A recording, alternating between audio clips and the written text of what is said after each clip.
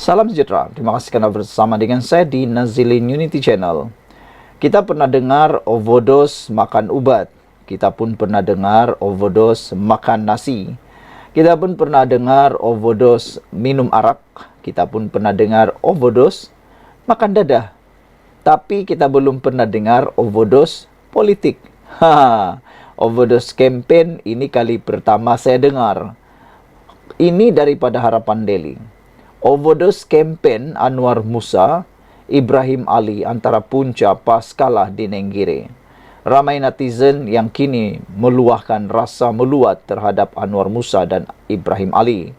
Ada juga beberapa walaun yang turut memohon supaya dua peribadi ini disingkirkan saja daripada PAS dan Perikatan Nasional. Kata mereka, Anwar Musa tidak membawa apa-apa untung. Ibrahim Ali lagilah tak membawa apa-apa untung. Mereka hanya menyebabkan lebih ramai orang menjauhkan diri daripada Perikatan Nasional. Lebih baik pecat saja mereka ini, kata beberapa pemerhati politik dan pengikut politik setia di Malaysia. Overdose campaign Anwar Musa, Ibrahim Ali antara punca PAS kalah di Nenggiri. Meskipun pilihan raya kecil PRK Dewan Undangan Negeri Dun Nenggiri telah 3 hari berlalu, namun pandangan demi pandangan terus dilontarkan berkaitan pilihan raya yang dimenangi Barisan Nasional BN. Pensyarah program pengajian Polisi Fakulti Perniagaan, Ekonomi dan Pembangunan Sosial, Universiti Malaysia Terengganu UMT, Dr. Muhammad Yusri Ibrahim berpendapat, terlebih dos dalam kempen Perikatan Nasional PN turut menjadi faktor penyumbang kemenangan BN di Nenggiri. Katanya, PAS sebenarnya semakin kuat di Nenggiri. Bahkan, dalam PRU14, BN hanya menang 400 undi sahaja. Sebelum PAS, Perikatan Nasional menang 800 undi dalam PRN 2023. Logiknya, lebih mudah untuk PAS PN menang dalam PRK ini, walaupun hanya bersandar kekuatan semasa PAS. Namun, overdose campaign sedikit sebanyak mengganggu rentak campaign. Majoriti dos-dos itu pula terlebih suntik oleh pemain import dan pemain naturalisasi dalam kempen Perikatan Nasional, seperti Tan Sri Anwar Musa dan Datuk Ibrahim Ali dan lain-lain lagi. Ramai kalau hendak disenaraikan, katanya dalam satu hantaran di Facebook. Ada netizen yang mula gatal-gatal tangan menyenaraikan, antaranya kehadiran Muhyiddin juga telah menyebabkan overdose, kata mereka. Menurut ahli akademik itu lagi, terdapat beberapa faktor yang menyumbang kepada kemenangan parti yang menggunakan logo dacing itu. Beliau berkata, antaranya adalah strategi memujuk pengundi teras berjaya dilakukan. Kali ini lebih mudah kerana mereka memujuk pengundi teras untuk undi mereka sendiri, berbanding di Sungai Bakap pujuk untuk undi parti lain. Kedua, mereka berjaya dapatkan kembali segmen pengundi etnik orang asli. Ini adalah deposit tetap Barisan Nasional BN sekian lama, namun sebahagiannya tidak keluar dalam PRN lepas. Ketiga adalah strategi kempen secara langsung dengan pengundi sasar. Mereka tidak membazirkan masa, tidak membazirkan uang, tidak membazirkan tenaga dalam membuat ceramah-ceramah mega mahu tiru kekuatan Perikatan Nasional. Mereka tidak membazirkan itu. Mereka tidak bazirkan masa dengan buat ceramah-ceramah yang entah apa-apa. Sebaliknya, terus datang rumah ke rumah menyantuni pengundi sasar, kata Yusri lagi. Sebenarnya, sebagai pemerhati politik, faktor utama kemenangan Barisan Nasional ialah strategi kempen mereka yang sangat berkesan dan tepat. Barisan Nasional sebenarnya tidak boleh lagi meniru kempen yang dibuat oleh Perikatan Nasional kerana Perikatan Nasional sangat pakar di dalam membuat kempen ceramah mega.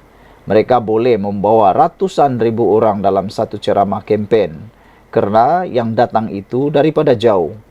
Dan di samping itu, dalam ceramah-ceramah itu juga seringkali kadang-kadang mereka selitkan ceramah takziah agama. Oleh sebab itulah mereka panggil penceramah yang hebat-hebat, luar biasa. Maka ramailah yang datang, bukan untuk kempen, tapi mau mendengar ceramah takzirah agama.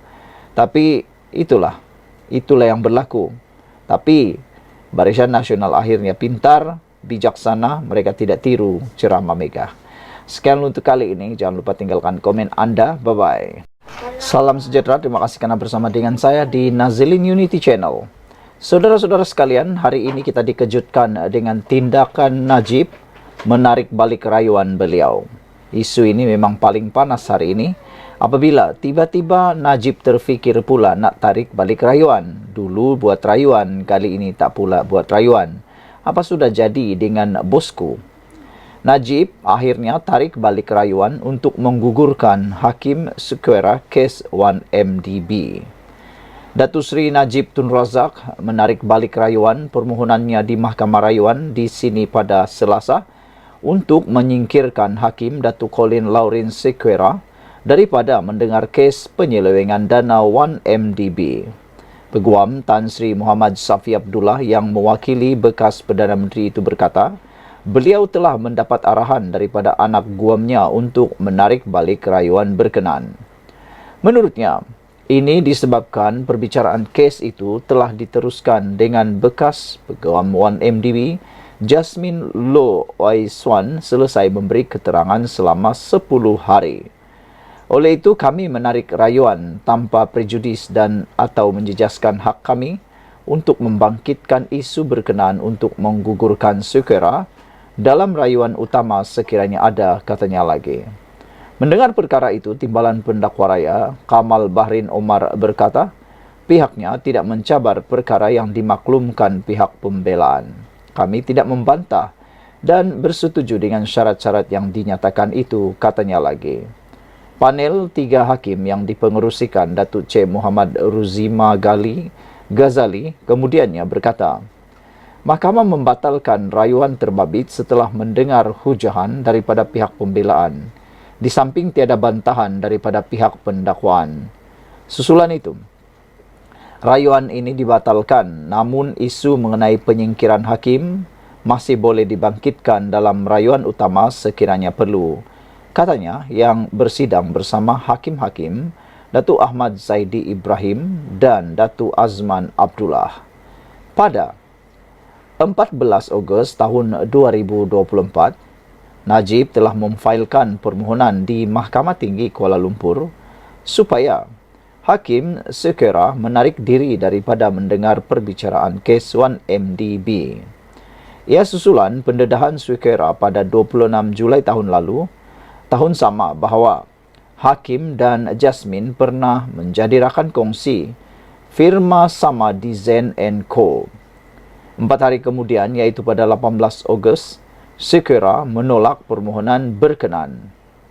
Jasmine telah memberi keterangan dalam perbicaraan itu sebagai saksi terakhir yang ke-50 dan kini berada di peringkat hujahan selepas kesemua saksi pendakwaan selesai memberikan keterangan. Najib berusia 71 tahun berdepan. 4 pertuduhan menggunakan kedudukan untuk mendapatkan suapan berjumlah 2.3 bilion milik 1MDB dan 21 pertuduhan pengubahan wang haram membabitkan amaun sama. Saudara-saudara sekalian, ini ringkasan secara ringkas berita untuk hari ini.